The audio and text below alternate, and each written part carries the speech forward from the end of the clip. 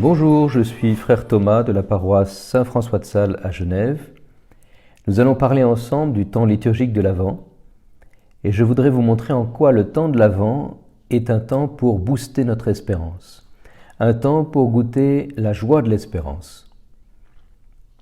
Un aspect fondamental de l'Avent est celui de l'attente. Il y a 3 attentes à distinguer durant cette période liturgique et dans notre vie en général. Nous attendons Noël et nous nous y préparons liturgiquement. Nous attendons aussi le retour du Christ à la fin des temps et nous nous y préparons par toute notre vie. Et puis chaque jour, nous attendons la grâce, nous attendons la visite de la part du Seigneur, nous attendons sa miséricorde et là encore, nous nous y préparons en ouvrant notre cœur à la miséricorde divine. Quand on attend un événement négatif, quand on anticipe le pire, on a peur, on est dans l'anxiété. Et le temps de l'Avent est tout l'inverse. Il n'est pas un temps d'angoisse. C'est plutôt un temps d'attente joyeuse. C'est le temps de la joie de l'espérance. Ou pour le dire autrement, c'est un temps qui nous est donné par l'Église pour booster notre espérance, pour la rendre plus légère, plus joyeuse, plus lumineuse. Alors au cours de cette retraite paroissiale, nous allons essayer de voir comment entrer dans la joie de l'espérance. Un jour, je me trouvais dans le désert du Haut-Gard. Je participais à un pèlerinage sur les traces de Charles de Foucault.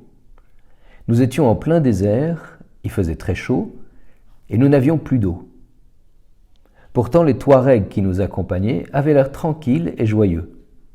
Ils se sont dirigés vers un endroit où il n'y avait apparemment que du sable, et là, tout joyeux, ils se sont mis à creuser dans le sable. Ils savaient qu'ils allaient trouver de l'eau, et c'est pourquoi ils étaient déjà joyeux. Et effectivement, après quelques efforts, ils ont trouvé de l'eau, et nous avons pu boire et remplir nos bidons vides. Cela m'a fait penser à un passage de l'Écriture au chapitre 21 du livre des Nombres. Dans cet épisode, les Israélites étaient dans le désert. Ils étaient fatigués, ils avaient soif, et tout ce qu'ils pouvaient apercevoir, c'était du sable, rien que du sable, toujours plus de sable à l'horizon, et pas une goutte d'eau. Alors ils récriminèrent contre Moïse qui les avait conduits dans ce lieu aride. C'est au livre des Nombres, chapitre 21, spécialement les versets 5 et 17. « Pourquoi nous avoir fait monter d'Égypte? Était-ce pour nous faire mourir dans le désert, où il n'y a ni pain ni eau? Nous sommes dégoûtés de cette nourriture misérable. » Moïse les conduisit alors à Béer, c'est-à-dire au lieu du puits. Le Seigneur lui avait dit en effet, « Rassemble le peuple, et je leur donnerai de l'eau. » Alors en arrivant sur le puits, Israël chanta cette chanson, « Sur le puits, acclamez-le. » J'aime beaucoup cette parole, elle est très profonde. « Sur le puits, acclamez-le. » Ils ont chanté sur le puits, et donc avant même de boire, avant même de savoir si le puits contenait effectivement de l'eau. Ils ont chanté sur la base d'une simple promesse. On pourrait dire qu'ils ont chanté sur la promesse.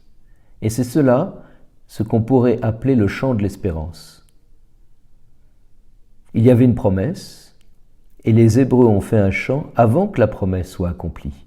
Ils ont chanté sur le puits, ils ont chanté sur la promesse. Je trouve que cet épisode caractérise très bien l'espérance du temps de l'Avent. Il est difficile de chanter quand on a la bouche sèche, quand on a les lèvres gercées. Il est difficile de chanter dans l'épreuve. Et pourtant, ils ont chanté alors qu'ils étaient encore assoiffés. Un peu comme nos amis Touaregs, alors que nous étions inquiets à cause du manque d'eau. Il y a là un enseignement pour nous. Durant le temps de l'Avent, nous chantons notre espérance de Noël, notre espérance de la venue du Seigneur et notre espérance de sa miséricorde divine. Apparemment, le monde va mal, il y a des guerres partout. Mais Dieu veut que nous chantions sur ses promesses de paix.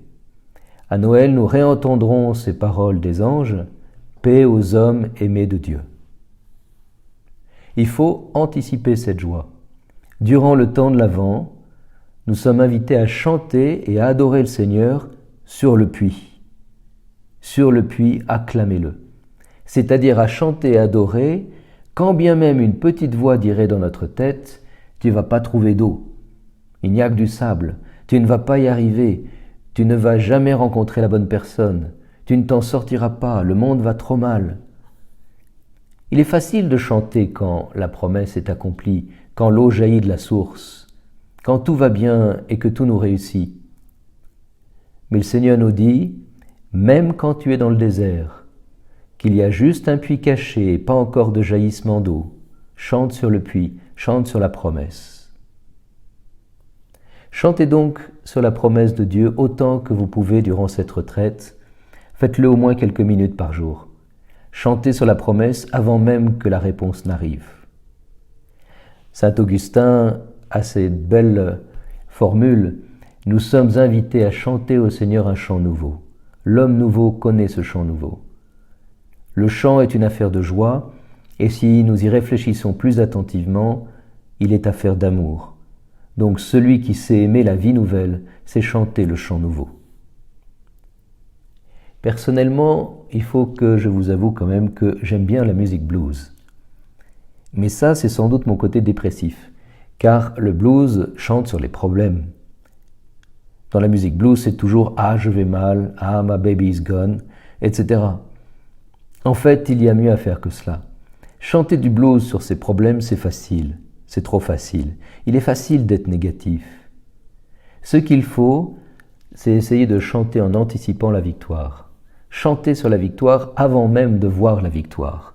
Hope is on the way. Victory is on the way.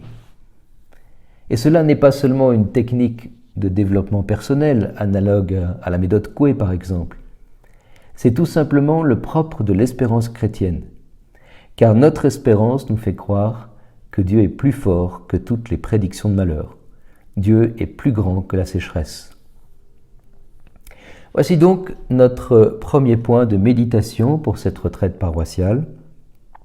Le temps de l'Avent nous invite à espérer non pas sur la base de ce que l'on voit, mais sur la base de ce qu'on attend. C'est cela le propre du temps de l'Avent. Sur le puits, acclamez-le. Dans les prochains podcasts, nous essaierons de voir comment booster notre espérance. Et pour cela, il faudra étudier de près la nature de l'espérance. C'est quoi finalement l'espérance? C'est ce que nous verrons demain. Je vous rappelle que nous organisons à la paroisse une retraite de l'Avent. Pour ceux qui le peuvent, vous êtes les bienvenus à la paroisse le matin pour célébrer ensemble les laudes à 7h40, puis la messe à 8h, et elle sera suivie d'un café offert.